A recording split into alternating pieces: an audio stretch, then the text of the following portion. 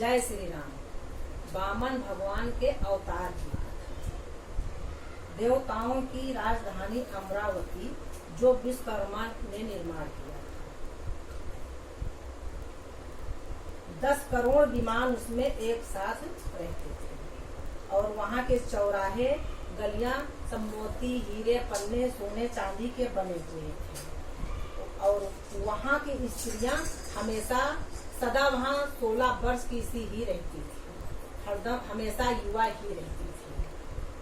और उस अमरावती को राजा बलि ने घेर लिया। उस समय देवता बहुत दुखी और परेशान हुए और ब्रह्मा जी के पास जाकर उन्होंने सारी बातें बताई।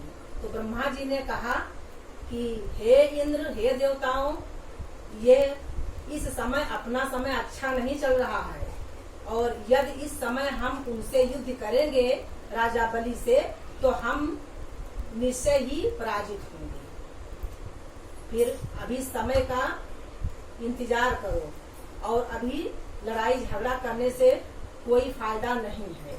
और यह बात माता अदिति सुनकर बहुत दुखी हुई और कश्यप मुनि से उन्होंने कहा, कश्यप मुनि ने कहा कि हे अदिति, इसके लिए तुम्हें 12 दिनों तक व्रत करना पड़ेगा और वो भी पेय आहार से दूध लेना पड़ेगा। केवल दूध पीकर ही तुम्हें व्रत करना पड़ेगा और इसके बाद ही इसका कोई समाधान होगा। और अदिति माता ने वैसा ही किया और इसके बाद में भगवान महर्षि कश्यप जी ने गर्भ धारण कराया माता अदिति को और कुछ समय बीतने के बाद में वामन भगवान ने अवतार लिया, जिनका कोई न अवतार है, न कोई जन्म है, न मृत्यु है, लेकिन फिर भी गौ, ब्राह्मण और देवता और माँ पृथ्वी के लिए उन्होंने रूप धारण किया। और उस समय पृथ्वी पर हर जगह हरियाली हो गई। देवताओं ने फूल बरसाया और बहुत प्रसन्नता दिखाई। और उसके बाद में उनका संस्कार हुआ और जब उनका भगवान का संस्कार हुआ तो सभी देवताओं ने कुछ न कुछ उन्हें दिया और सब देने के बाद में जब उनका उपनयन सब संस्कार हो गया तो वो राजा बलि, उनको मालूम पड़ा कि राजा बलि यज्ञ कर रहे हैं और वहां पर गए यज्ञशाला में। और जब यज्ञशाला में पहुंचे तो राजा बलि ने दंडवत प्रणाम किया। इसके बाद कहा कि हे ब्राह्मण देवता, आपको जो चाहिए वो हमसे मांग लीजिए। तो भगवान वामन ने कहा कि जितनी जरूरत हो उतना ही मांगना चाहिए, जरूरत से ज्यादा नहीं मांगना चाहिए। ये सब बातें कहने के बाद में फिर शुक्राचार्य ने ध्यान करके देखा और राजा बलि से कहा कि हो न हो ये विष्णु भगवान है और देवताओं का काम बनाने के लिए तुम्हें छलने आए हैं और छल से तुम्हारा सारा राज, पाट, धन, वैभव सब ले लेंगे और तुम ऐसा किसी तरह का संकल्प मत करो इन्हें कुछ भी देने के लिए। तो राजा बलि ने कहा कि यदि ये स्वयं भगवान विष्णु ही हैं और ब्राह्मण का रूप धरकर हमारे यहाँ पधारे हैं तो इससे बड़ी और धन्य की बात क्या हो सकती है, हम इन्हें अवश्य देंगे। और ऐसा कहकर गुरु की बात ना मानकर उन्होंने संकल्प किया और संकल्प करके और वामन भगवान ने 3 पग की याचना की और उस पर राजा बलि हंसने लगे और कहे कि इतने बड़े राजा से केवल याचना किया 3 पग भूमि के लिए, अरे इतना मांग लो हमसे कि फिर तुम्हें किसी के दरवाजे पर मांगने के लिए जाना ना पड़े।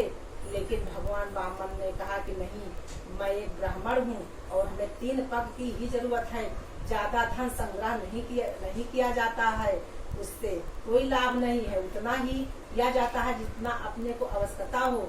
ये सब बातें कहने के बाद में शुक्राचार्य ने बहुत समझाया और समझाने के बाद में भी राजा बलि ने उनकी बात नहीं मानी।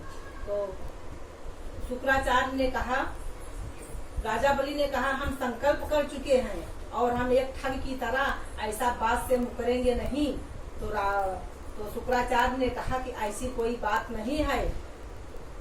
लड़की की शादी हो, किसी की मृत्यु होती हो और गौ ब्राह्मण की रक्षा करने के लिए, प्राण बचाने के लिए, इन सब चीजों में अपने जीवन निर्वाह के लिए धन न बचे ऐसा दान कर दे।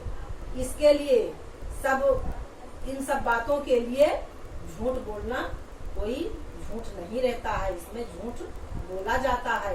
लेकिन इस पर भी राजा बलि ने नहीं मानी, उनकी बात नहीं मानी। जब उनकी बात नहीं मानी और संकल्प कर दिया, उसी समय वामन भगवान अपने शरीर को बढ़ाया है और बढ़ाने के बाद में 2 पग में पूरा त्रिलोकी नाप लिया है। और पूरी त्रिलोकी नापने के बाद में भगवान बलि को गरुड़ जी से कहा है और गरुड़ जी ने वरुण पास में बांध दिया है। और बांधने के बाद में फिर भगवान ने कहा कि तुमको नरक होगा और तुमने एक ब्राह्मण की इच्छा पूरी नहीं की और कहकर और मुकर गए। राजा बलि ने कहा कि हे वामन देवता, हम अपने बात से मुकरे नहीं हैं और हम जितना दान कहें उतना हम दान देंगे।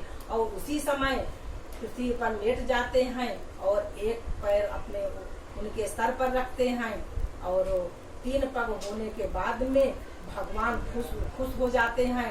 और खुश होने के बाद में राजा बलि से कहते हैं कि हमने बहुत ही छल बल से तुम्हें छलना चाहा, लेकिन तुम अपने सत्य प्रतिज्ञा से डिगे नहीं हो और तुम्हें मैं सुतल लोक का राज देता हूँ और वहाँ तुम बहुत दिनों तक राज करोगे।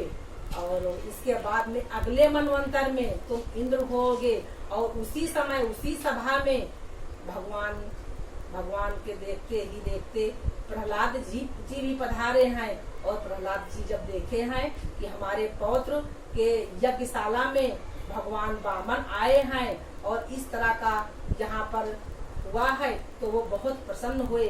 और वरुण पास में बांधने की वजह से वो उनको दंड प्रणाम भी नहीं कर सके, केवल उन्हें सर झुकाया है और वो बहुत प्रसन्नचित होकर उन्हें आशीर्वाद दिया है।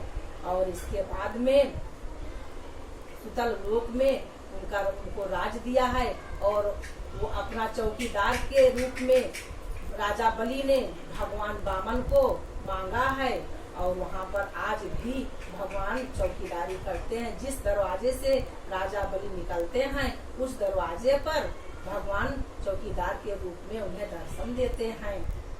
अगर आपको हमारी कथा अच्छी लगी, आप हमारे चैनल से जुड़ें। जय श्री राम।